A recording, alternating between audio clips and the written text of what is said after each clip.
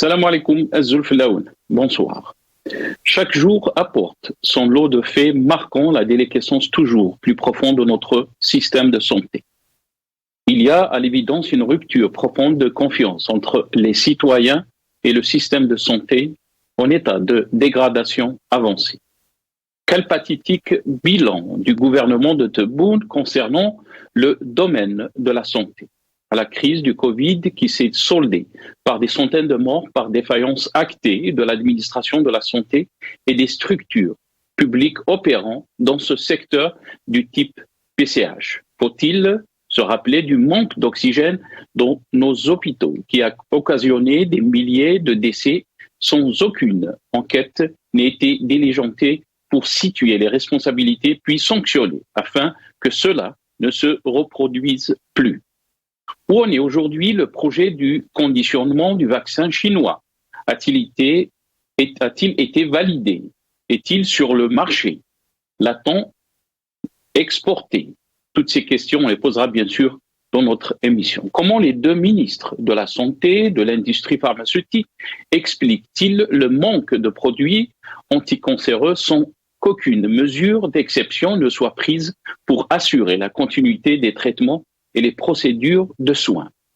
Combien de victimes faut-il comptabiliser pour prendre des décisions d'urgence afin de réintroduire ces produits dans le circuit hospitalier?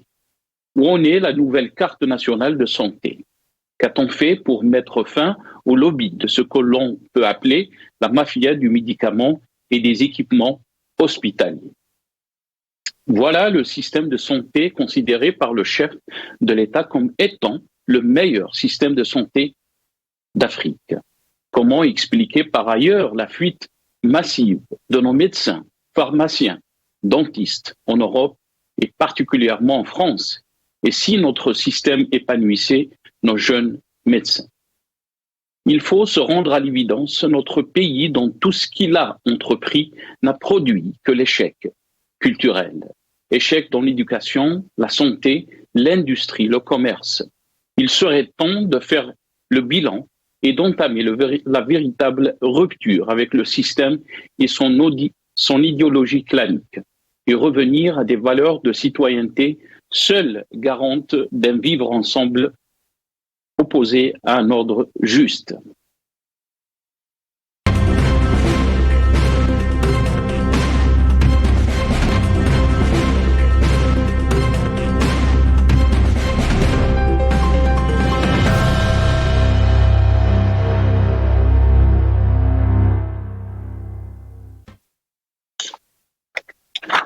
Algérie nouvelle, un système de santé en déliquescence, c'est le titre de notre émission pour ce soir. Et pour en parler, j'aurai le plaisir d'accueillir dans cette émission Dr Kamel Daoudi, médecin et chirurgien, qui sort avec nous depuis Alger, mais aussi Dr Arab Tarek, médecin spécialiste, militant humanitaire.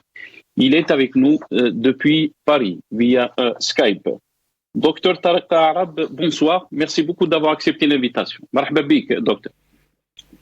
Salam alaikum, Azul Filaoun. Merci pour l'invitation. Et donc, j'espère être factuel, pragmatique et apporter un peu plus d'idées à ce débat. Merci beaucoup.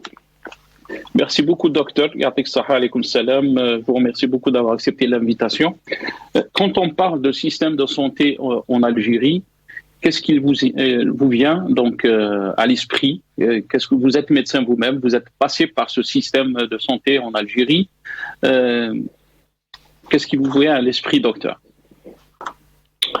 Alors, ce qui me vient à l'esprit, c'est beaucoup de choses. Donc, je risque de m'étaler et puis de prendre beaucoup de temps. Donc, ce qui me vient à l'esprit, c'est que si ce système-là ne lie pas l'opérationnel à la vision stratégique du secteur. Et il existe vraisemblablement une sorte d'absence de cohérence à tous les niveaux, que ce soit de l'opérationnel au stratégique, et en horizontal entre les différentes activités de tous les secteurs. Enfin voilà, donc c'est ce qui me vient dans l'esprit, le départ des médecins fraîchement formés, Ce qui me vient à l'esprit, c'est la gestion un peu catastrophique de la pandémie Covid. Ce qui me vient dans l'esprit, c'est malheureusement la mort de beaucoup de médecins pendant la période Covid et notamment du personnel paramédical. Ce qui me vient dans l'esprit, c'est l'absence de formation médicale continue, la formation des paramédicaux, la formation des cadres de santé, problème au niveau de l'informatisation et de la numérisation et de la digitalisation des hôpitaux. Ce qui me vient dans l'esprit, c'est certaines infrastructures qui ne sont pas réfléchies et pas réparties de façon optimale. Ce qui me vient dans l'esprit, c'est le nombre de lits de réanimation qu'on a du mal à identifier. Ce qui me vient dans l'esprit, en fait, c'est beaucoup de choses. L'histoire du manque d'oxygène, l'histoire des brûlés pendant la période, la gestion malheureusement des brûlés, pas de fabrication d'équipements, pas de fabrication des médicaments, si ce n'est que les génériques. Le budget de la santé que je trouve pas très justifié. Enfin voilà, donc c'est vraiment beaucoup de choses. Et on peut s'étaler. Très bien. Avant de s'étaler bien sûr sur certaines choses, vous avez cité docteur Arab. On veut juste faire un constat de la situation de ce système de santé que vous avez décrit juste à l'instant, mais aussi le constat des 3 ans de Tebboune, lui qui a dit que nous avons donc le meilleur système sanitaire en Afrique. Avant de vous donner la parole, on va juste écouter ce qu'a déclaré Tebboune, bien sûr, par rapport à ce secteur. لا قدر الله علينا احنا ما عرفناش ايبولا وما عرفناش، ولكن دول اخرى عرفت ايبولا وعرفت كورونا وعرفت كذا وعرفت كذا، لان فيه لا بريفونسيون، فيه لاجونس هذه. انا قلت ونزيد نكرر ونأكد ان النظام المنظومه الصحيه نتاعنا احسن منظومه في المغرب العربي وفي افريقيا، حب من حب وكره من كره، وكانت وليدة رؤية تاع حماية المواطن. الطب المجاني مثل ما كان الطب مجانية التعليم مثل كذا كانت ماشية، استثمارات بآلاف الملايير. ما عندناش قرية اليوم اللي ما فيهاش يصال دو سوان. قطاع الصحة نتاعنا اليوم حتى في الوباء اللي أنا عايشينه تاع كوفيد، وأقولها والرأس مرفوع، أن قطاع الصحة نتاعنا اليوم المنظومة الصحية للجزائر من أحسن المنظومات الصحية في إفريقيا، إن لم أقل أحسن، انطلاقا من مبدأ آنذاك تاع زعماء البلاد، انطلاقا من مبدأ الطب المجاني وإيصال الطب إلى آخر نقطة في البلاد. Docteur Tariq Arab, on a entendu ces déclarations, bien sûr, de Abdelmajid Tebboune, qui dit que nous avons le meilleur système sanitaire, pas seulement au Maghreb, mais aussi en Afrique. Il a mentionné la gratuité des soins. Mais avant de vous donner la parole, la question que se posent bien sûr les Algériens qui veulent évaluer ce secteur, c'est pourquoi donc nos dirigeants, les responsables algériens, partent donc à l'étranger, spécialement en Europe, que ce soit en France ou d'autres pays, comme l'a fait Abdelmajid Tebboune. Quand il est malade, il est parti en Allemagne. On regarde cette vidéo, je reviens à vous très rapidement. Donc.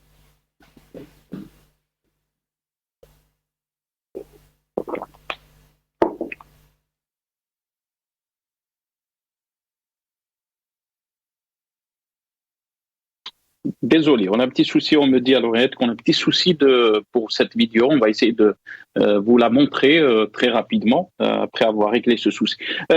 Docteur Tariq Arab, je vous donne la parole. On a le meilleur secteur sanitaire au Maghreb, pas seulement au Maghreb, mais aussi en Afrique.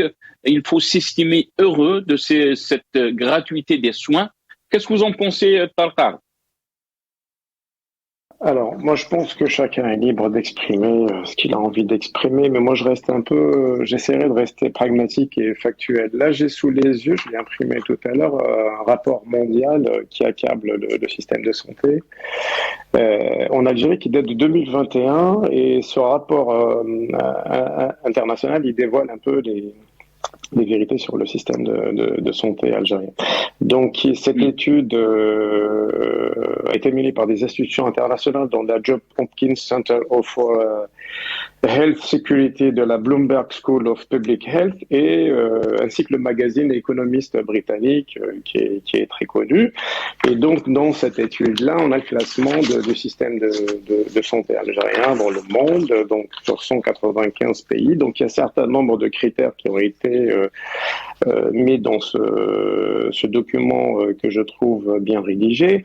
Et donc, les auteurs se sont appuyés sur des informations de la santé publique, en plus d'autres indicateurs, notamment la confiance du public dans les gouvernements, et puis l'objectif étant d'évaluer dans quelle mesure les États sont capables de faire face aux urgences sanitaires. Enfin bref, donc je vous invite à lire ce document-là. Donc il se trouve que l'Algérie a malheureuse note, un score de 26 points sur 100 et un classement de 163 sur un total de 195 pays, ce qui lui fait un classement parmi les 40 dernières nations au monde. Là, le Maroc nous devance, mais il reste quand même, il a quand même 33 points sur 100, donc ça reste un très mauvais score. Et puis la Tunisie qui est au 123e rang. Donc je ne suis pas sûr que tous ces chiffres-là sont bons. Et pour dire que le système de santé algérien est de qualité. Et puis j'ai un rapport mondial aussi de la Banque mondiale qui accable aussi l'Algérie dans le domaine du système de santé. Et ce rapport-là, il date du mois d'août 2022. Donc je vous invite à le lire. Donc le titre que je vois là porte alors le titre, vous pouvez aller directement sur le titre de renforcer la résilience en période favorable, donc il date du 3 août 2022. Et donc, si je prends juste quelques petites phrases sans m'attarder, donc il parle donc là par exemple, les conséquences de la pandémie Covid ont montré la nécessité d'une réforme équitable du système de santé algérien, constater ce chapitre-là, la faiblesse du système de santé en Algérie. Enfin, je vois que des mots qui n'indiquent pas un système de santé de qualité, les moyens limités, etc., etc. Enfin, bref, donc tout ça nous oriente vers une médiocrité du système de santé. On a vu des images qui nous ont un peu choqués pendant la période Covid. On a vu des personnels soignants se battre pour prendre des bouteilles d'oxygène. Il y a eu un problème au niveau de la gestion d'acheminement de l'oxygène. Il y a eu malheureusement des morts en raison du manque d'oxygène, des pénuries de l'Ovenox. Enfin bref, et puis là, vous voyez... on va revenir par rapport à ces pénuries, docteur Arab. On a des images, bien sûr, qu'on va montrer cette pagaille qu'il y a eu par rapport juste avant de montrer les images, sans vouloir m'attarder, on nous a parlé d'un hôpital chinois de protection en mars 2020, et là, vous pouvez voir tous les articles parus sur Algérie Echo, etc., et sur des journaux qui nous ont parlé d'un hôpital chinois qui va être construit en un temps record et qui va employer 4000 travailleurs chinois et 5000 travailleurs locaux. On n'a jamais vu cet hôpital-là. Qui emploierait des... Mais aussi le vaccin, médecins. La production du vaccin chinois en Algérie. Voilà. Alors, par rapport à ça, on n'a pas eu de nouvelles. On n'a pas eu... est-ce que vraiment il y a eu une fabrication de vaccins chinois en Algérie? Est-ce qu'il y a eu aussi... On nous a parlé d'exporter ce vaccin à l'étranger. Donc, toutes ces questions restent, docteur. Oui, tout à fait. Bah oui, tout à fait. Hein. Il y a pas que ça. Hein. On peut s'étaler, mais bien, je vous laisse passer votre vidéo, sans vouloir sans vouloir freiner On va faire intervenir docteur Daoudi, qui est avec nous aussi, médecin chirurgien, qui est avec nous depuis Alger via Skype. Docteur Daoudi, bonsoir. Merci beaucoup d'avoir accepté l'invitation. Marhaba bik, docteur. Bonsoir. Bonsoir, monsieur Djoudi. J'espère que vous allez bien. Merci pour l'invitation. Nous allons essayer de contribuer avec nos constats sur l'état de la santé en Algérie et sur l'état de la santé dans les structures hospitalières publiques. Très bien. Je rappelle que vous êtes médecin chirurgien. Avant de vous donner la parole, docteur, on va juste faire passer cette vidéo de l'ancien ministre Boudiaf, qui était bien sûr sous l'autorité de Bouteflika.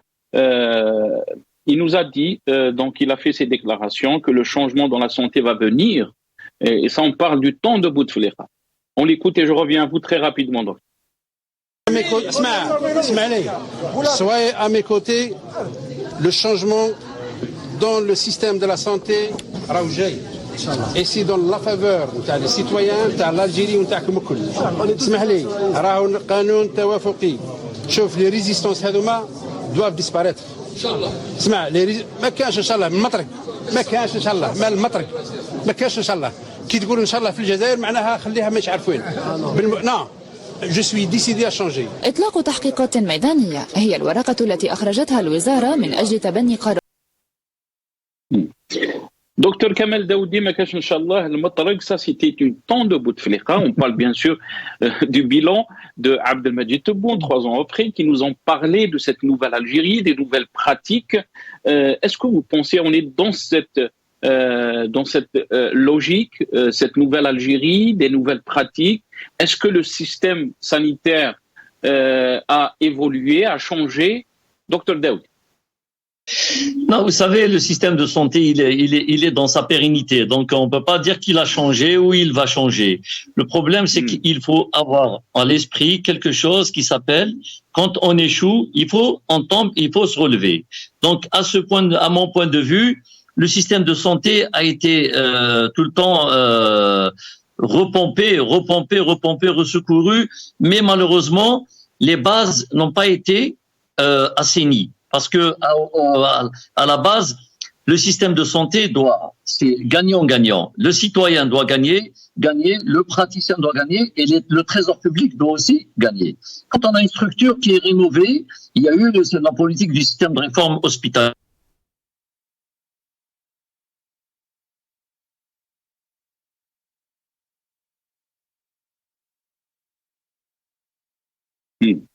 Docteur Kamel Daoudi?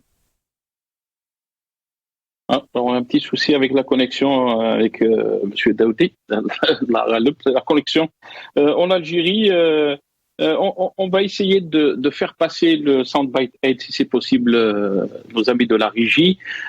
Bien sûr, les déclarations de l'actuel ministre de la Santé, Abdelkader Siahi, on écoute ce qu'il a dit. Il a parlé aussi de ses pratiques et comment donc il les a qualifiées. On l'écoute. وأعطينا تعليمات أخرى متعلقة بالاستعمال الآن الرقمي لوسائل المستشفى. التقاليد القديمة التي كانت تسير بها المستشفى انتهت، ثم أن التسيير في مجال الاستعجالات الذي سيكون تقريبا بعد 6 أشهر بعد افتتاح المستشفى ستكون عن طريق الرقمنة.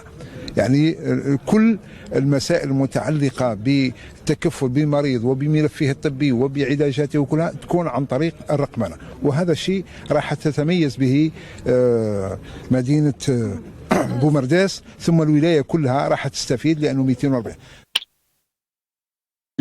Ça, c'était le ministre Abdelkader Siahi, le ministre de la Santé, ministre actuel de la Santé. Je ne sais pas si on a avec nous Dr Kamel Daoudi.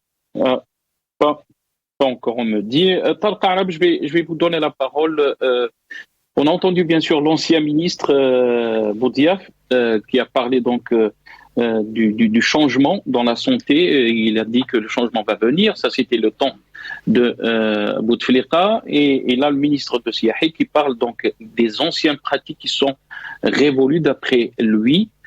Est-ce que vous pensez que ces anciennes pratiques sont révolues? Et est-ce que, au contraire, bien au contraire, le système de la santé est en état de déliquescence avancée, comme beaucoup de professionnels l'ont dit. Qu'est-ce que vous en pensez, docteur? Moi, je pense qu'il faut écouter les gens du terrain. Hein. Donc, il y a, comme je vous ai dit tout à l'heure, il y a vraiment un problème de confiance qui existe entre ceux qui sont sur le terrain et les gouvernants. Donc, il y a un vrai problème de gouvernance de ce système-là. Il n'y a pas que ce système-là. Malheureusement, tous les systèmes sont mal gouvernés, il faut le dire. Pendant la période de Boudiaf, de M. Boudiaf, je me souviens très bien quand il parlait d'équipements médicaux de qualité, et l'Algérie possède des équipements meilleurs que celles de certains pays développés. Moi, je l'ai entendu, j'étais assez choqué. Donc, on peut tout dire et raconter n'importe quoi aux gens. Moi, ce que je crois ce que je vois. Donc, sur le terrain, donc là, on voit malheureusement des médecins, des paramédicaux qui souffrent, donc à la fois qui souffrent de conditions de travail, qui souffrent de salaire, qui souffrent de bien-être intellectuel, qui souffrent de tout, et puis qui en ont marre. Et puis à chaque fois que vous discutez avec eux, la première phrase que vous entendez, c'est ras-le-bol, on a envie de partir.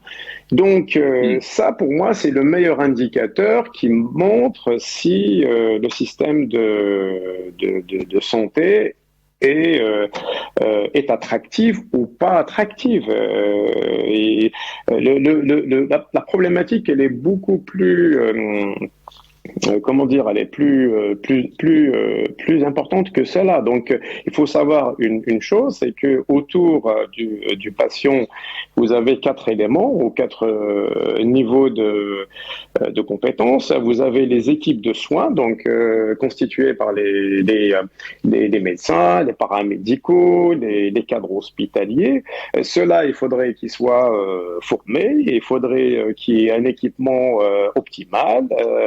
Le deuxième niveau, le deuxième élément, c'est l'organisation des infrastructures hospitalières et des cliniques de façon, il faut une cartographie qui soit réfléchie. Donc, est-ce qu'il faudrait mettre des unités de neurochirurgie dans cet endroit-là? Est-ce qu'il faudrait mettre plus de maternité dans cet endroit-là? Est-ce qu'il faut mettre beaucoup plus de réanimation dans cet endroit-là? En fait, tout doit être étudié de façon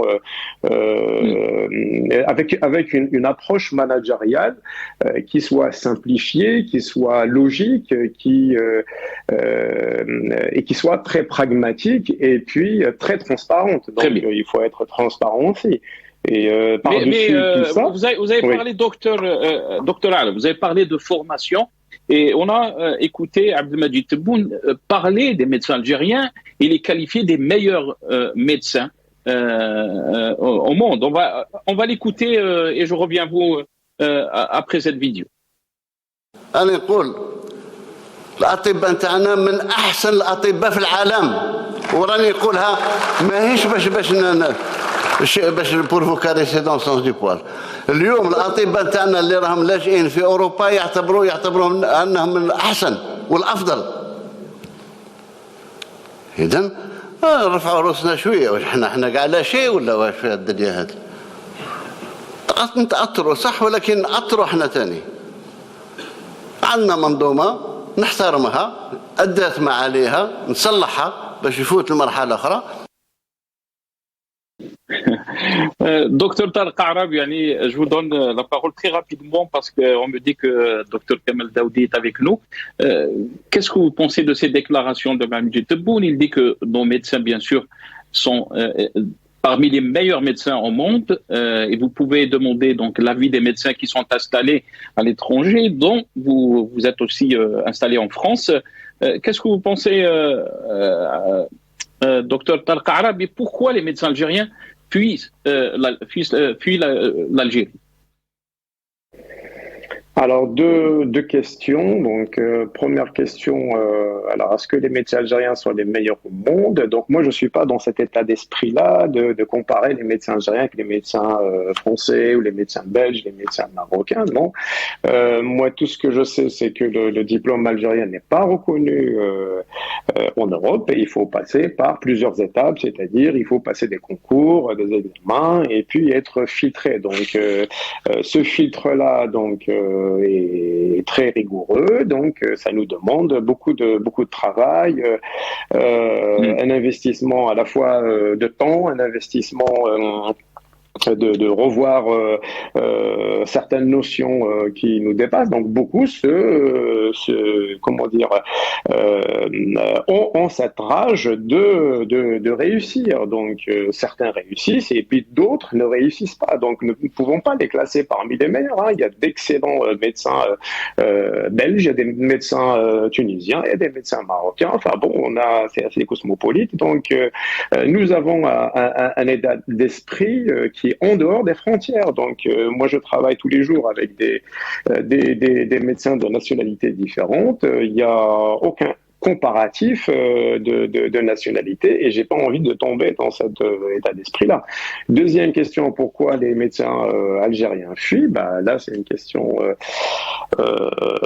très très importante. Donc, donc il faudrait qu'ils nous expliquent si nous avons les meilleurs médecins en Algérie, on a un meilleur système de santé en Afrique et dans les pays arabes, pourquoi ces médecins-là partent? Pourquoi les infirmiers veulent partir? Pourquoi le corps médical veut partir? Donc là, vous avez la réponse sur le terrain.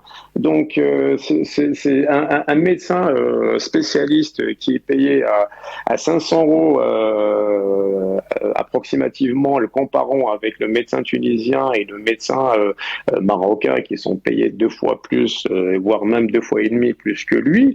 La réponse, vous l'avez tout de suite. L'infirmier qui est moins payé algérien, qui est moins payé que le médecin que l'infirmier tunisien et marocain, la réponse, vous l'avez. Donc, il y a un vrai problème de justice sociale. Donc, il y a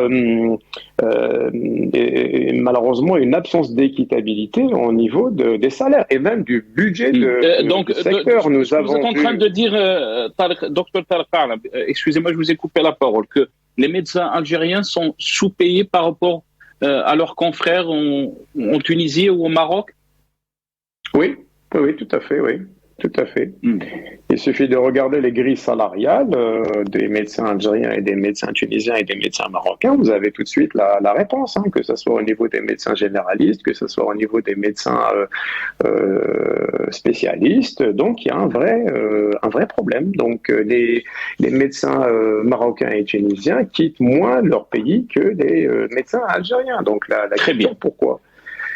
Ouais, absolument. Et la question aussi, on a vu dernièrement presque 1200 médecins spécialistes algériens qui ont quitté l'Algérie pour la France. Je pense que la connexion a été rétablie avec docteur Kamel Daoudi. Docteur, est-ce que vous êtes avec nous? Oui, monsieur Joudi, oui. Rebonsoir. Désolé, c'est pas de ma faute, c'est la connexion. Absolument. Donc, je vous laisse continuer votre analyse. Oui, pour ajouter un petit peu de l'huile de l'eau au moulin, vous savez, on ne peut pas comparer le système de santé algérien à celui de nos frères maghrébins, tunisiens, parce que là-bas, il y a une contractualisation, les gens cotisent, les gens payent les prestations et les assurances remboursent là. Par contre, chez nous, c'est une santé publique à outrance. Donc, il n'y a pas d'évaluation exacte entre un personnel qualifié, expérimenté et très bien, excellent, et d'un personnel qui n'a pas l'esprit de pratique de la médecine dans le sens clair du terme. Je m'explique. Vous savez imaginez-vous qu'il y ait quelqu'un qui est d'une spécialité chirurgicale et quelqu'un d'une autre spécialité médicale, ils perçoivent le même salaire. Ça, c'est une décision illogique. On peut pas fournir le même effort et toucher le même salaire. Donc là, ceci était bon. Maintenant, pour la question de la fuite, de la qualité du médecin algérien, écoutez, c'est une question personnelle. L'un, il est dévoué dans telle spécialité ou l'autre. Et l'appréciation des politiques et l'appréciation de la réalité sur le terrain, elle est paradoxale. Ajouter à cela la fuite de nos confrères médecins en Europe ou en Occident, vous savez, c'est parce que les gens n'ont pas trouvé d'issue pour partir. Hein. Sinon, ça serait la ruée vers l'Occident et quitte à faire un travail sous-payé. C'est le cas peut-être de mon confrère qui est avec vous pourra confirmer qu'ils sont sous-payés et ils acceptent cette situation. En ce qui concerne maintenant la politique de santé en Algérie, je m'exprime ce que je dis, la politique de santé a échoué, le système de santé est agonisant, il y a des choses à refaire, mais il faut les refaire à la base. À la base, c'est-à-dire il faut commencer par réévaluer la politique de santé, réévaluer l'échelle des valeurs dans la société, dans la structure de prise en charge chargé de la santé, c'est-à-dire que le pouvoir politique doit comprendre qu'un médecin qui travaille dans une structure publique a besoin de moyens, d'une part, et d'autre part, il doit être rémunéré à sa juste valeur. On ne donne pas 50 000 dinars à un médecin généraliste et 70 000 dinars à un spécialiste qui a fait 12 ans d'études de médecine. Je ne vous en dirai pas plus. Le confrère peut vous dire le temps passé pour pouvoir arriver. Je ne sais pas si je pourrais m'étaler encore. Maintenant, je reviens à l'état des lieux. L'état des lieux, il est patent, il est flagrant. Allez-y prendre un rendez-vous pour une hospitalisation. C'est la croix et la bannière. Si vous n'avez pas de ficelon pour trouver une relation, ou si vous n'êtes pas, la durée d'hospitalisation pour que quelqu'un soit hospitalisé, ça dépasse les 3 mois, 4 mois. On peut l'imputer au manque de structure, à la mauvaise répartition des structures et du personnel médical spécialisé. C'est tout ce que je pourrais vous dire pour le moment. Et par rapport donc au budget qui est alloué à ce secteur, est-ce que vous pensez qu'elle est adéquate par rapport donc aux besoins, mais aussi par rapport aux défis que vit ce secteur? Mais avant de vous donner la parole, on aimerait revenir sur cette dispute, si on peut dire, qu'il y a entre le syndicat national des enseignants-chercheurs hospitalo-universitaires. Mais avant de lire le communiqué, Dr Daoudi, on va juste faire passer les paroles, mais aussi l'intervention du ministre de l'industrie pharmaceutique, Ali Aoun. On l'écoute et je reviens à vous, Dr Daoudi. Je ne fonctionne pas en fonction des déclarations des uns et des autres. Les professeurs, les chefs de service, chacun fait les déclarations qu'il veut. Moi, je fais des déclarations en fonction du constat que nous vivons. Aujourd'hui, au niveau surtout de certains services d'oncologie, il y a un affolement. Un affolement qui n'est pas dû aux ruptures de stock. Il y a un affolement qui ne se justifie pas. Je l'ai dit, je le répète. PCH qui importe les produits et les médicaments pour soigner le cancer ont une gamme de 121 produits. Il y a 5 ou 6 produits qui sont sous tension. واحد يقول لك الاطفال تاعنا ويموتوا كل واحد ياخذ مسؤوليته باسكو رايحين نفتحوا on va ouvrir une enquête contre toutes ces déclarations que je considère comme des diffamations. لماذا رايحين نقعد on continue à supporter les déclarations des uns et des autres. Chacun prendra ses responsabilités. Donc ça, c'était le ministre de l'industrie pharmaceutique, Ali Aoun. Donc pénurie de médicaments. Le syndicat, bien sûr, répond au ministre. On regarde ce communiqué. Après plus de 2 années et demie de lutte acharnée contre le Covid-19, durant lequel le personnel de la santé, tous corps confondus, n'a ménagé aucun effort pour être au premier rang de cette guerre et au moins où nous subissons les séquelles psychologiques de cette pandémie. Voilà que la corporation hospitalo-universitaire se retrouve face à des déclarations médiatiques choquantes et inacceptables du ministre de l'Industrie pharmaceutique menaçant les professionnels, chefs de service, de représailles et poursuites judiciaires pour la simple raison qu'ils ont fait un état des lieux de terrain sur la pénurie de certaines molécules vitales et primordiales pour la prise en charge des patients. Votre réaction, Dr Daoudi?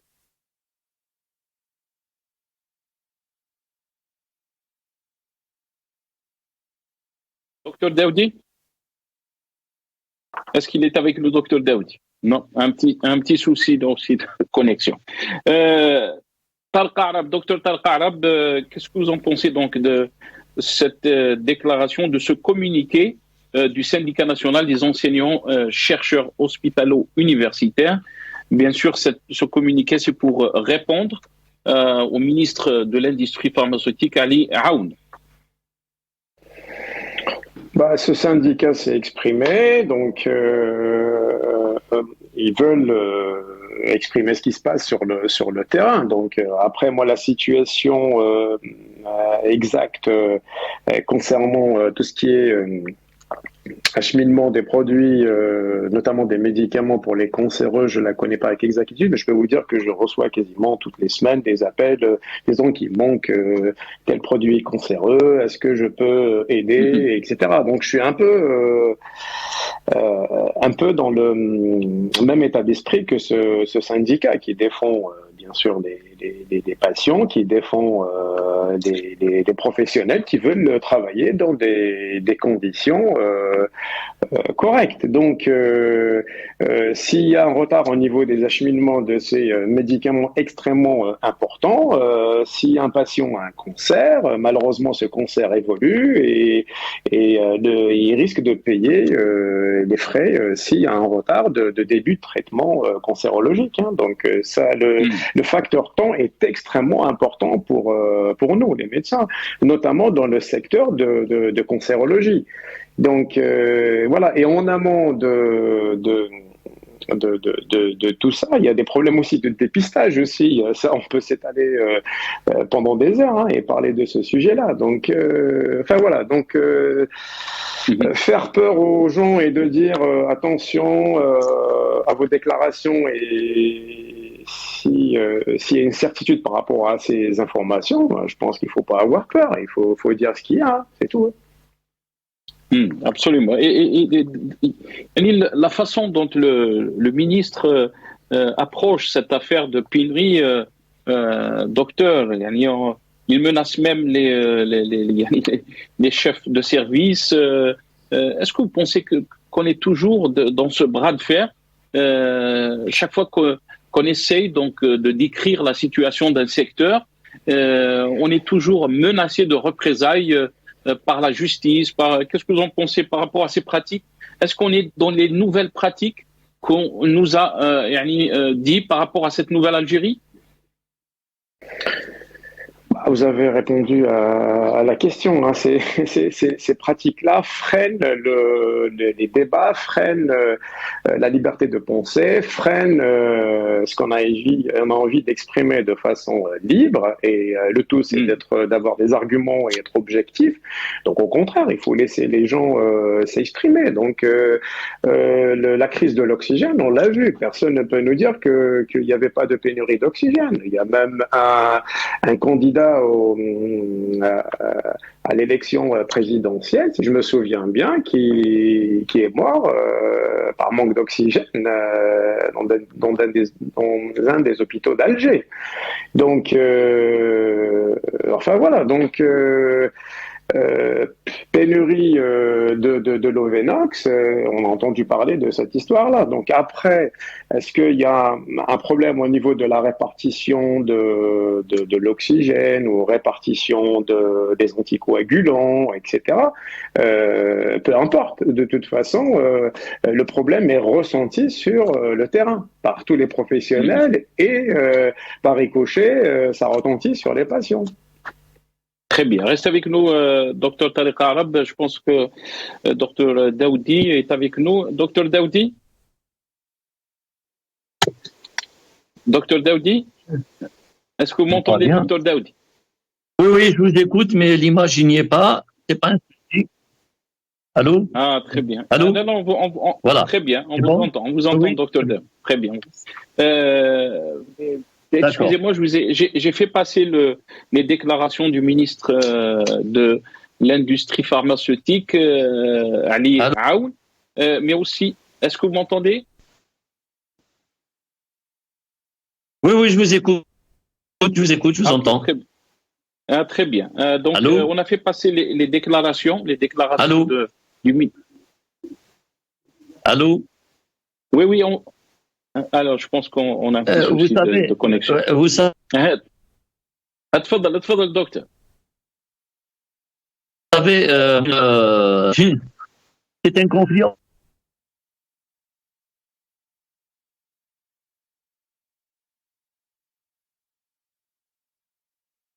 Chacun voudrait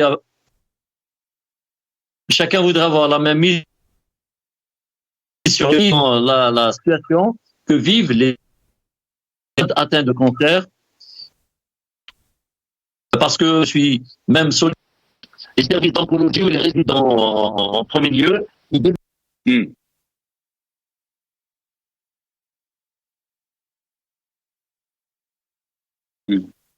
Désolé, docteur, je pense qu'on a un petit souci de connexion.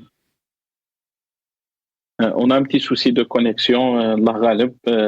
On est en train de parler de santé, mais malheureusement, même la connexion, on a du mal à avoir une bonne connexion en Algérie. Docteur Tarek Arab, d'après vous, comment peut-on avoir des solutions pour ce que vit le secteur sanitaire en Algérie? Docteur Daoudi a parlé de politique sanitaire. Comment vous voyez les solutions et comment peut-on révolutionner ce secteur? Surtout qu'on a les moyens, on a des médecins très compétents aussi. Et pourquoi on a du mal donc à révolutionner ce secteur? Et pourtant, il y a beaucoup d'argent qui va dans ce secteur. Pourquoi, d'après vous? Alors, moi, j'ai pas la prétention de vous donner toutes les solutions à ce système de santé. Donc, le problème est très, très profond. Donc, il y a un problème au niveau de la gouvernance de ce secteur-là qui est lié à tous les secteurs. Donc, si on veut aller au fond du problème, donc il y a un problème au niveau de la gouvernance de tous les secteurs. Moi, il me semble que le problème, c'est qu'il n'y a pas cette approche managériale dans la gouvernance de ce secteur qui doit être à la fois pragmatique et qui doit être simple, qui doit être transparente et en respectant à la fois le professionnel de la santé et les patients. Donc la solution est d'arriver à l'objectif qui arrive à produire un service à la fois de qualité et équitable à l'ensemble de la population, que ce soit les riches, que ce soit les pauvres. Tout le monde doit se sentir en sécurité. Donc, il faudrait que la réforme, elle soit à la racine. Donc, ça nécessite pas de changer, de mettre telle personne ou telle. Même si vous mettez le meilleur gestionnaire, le problème ne va pas être résolu. Donc, il faudrait parler peut-être d'un système décentralisé. Donc, il faudrait ouvrir les débats là-dessus. Beaucoup de systèmes de santé qui sont très performants sont décentralisés. Donc, il faudrait peut-être laisser les professionnels de la santé, notamment les gestionnaires, mettre en place un système qui serait approprié à leur région, donc tel que le système allemand par exemple. Il faudrait qu'il y ait un équipement optimal pour le professionnel de la santé, et notamment les administrateurs et les informaticiens, il faudrait que tout ce personnel soit formé et de façon continue. Donc, il faudrait une politique de 20, voire 30 ans. Il faudrait réfléchir à une vraie organisation de l'infrastructure de façon très réfléchie. Où est-ce qu'il faudrait mettre telle spécialité, enfin tel secteur des urgences, ou mettre des centres de maternité, etc. Je ne vais pas m'étaler là-dessus. Et donc, de façon, les services de soins intensifs. Réfléchir au nombre de lits en fonction de la population, réfléchir au nombre de lits hospitaliers classiques et le nombre de lits de réanimation par rapport au ratio de la population. Donc nous avons les chiffres des pays de l'OCDE. Je ne dis pas qu'il faut les calquer, mais il faudrait une approche très réfléchie. Il faudrait équiper tous ces... Mais est-ce que vous pensez, docteur, que, parce qu'il me reste juste une minute, est-ce que vous pensez que ceux qui suivent la situation dans notre pays parlent de tout est lié à cette crise politique? Est-ce que vous pensez que si on veut révolutionner ce secteur de santé, comme d'autres secteurs, l'économie aussi ou d'autres, on doit s'attaquer avant tout à cette crise politique que vit notre pays. C'est pour ça que le Hirak, il y a eu ce soulèvement du Hirak et qui a donc exigé la rupture du système. Est-ce que vous pensez que la question est liée avant tout à la question politique? Moi, je suis profondément convaincu, oui. Le Hirak, il appelle à un État de droit, il appelle à un État, à une justice indépendante, à un État civil et non militaire. Enfin, vous voyez, donc c'est que des bonnes choses pour tout le monde, hein. Donc que ça soit pour ceux qui travaillent pour le compte de l'État et la population. Donc, moi, je pense que la voie du Hirak, c'est la meilleure. Et même ceux qui gouvernent parlent d'un Hirak béni. Et l'éloge, on entend que l'éloge du Hirak. Donc, il faudrait pas se voiler la face. Donc, tout ce que demande le Hirak, c'est qu'il y ait un développement durable de tous les secteurs, y compris le secteur de la santé. Merci. Voilà, donc tous les secteurs sont touchés et on souhaite que le bien de tout le monde et que tout le monde soit épanoui, que ça soit civil, militaire et tout le monde, quoi. Merci, docteur Ala. Barakallahu fik. Merci. On est arrivé à la fin de cette émission. Je vous remercie beaucoup pour votre intervention.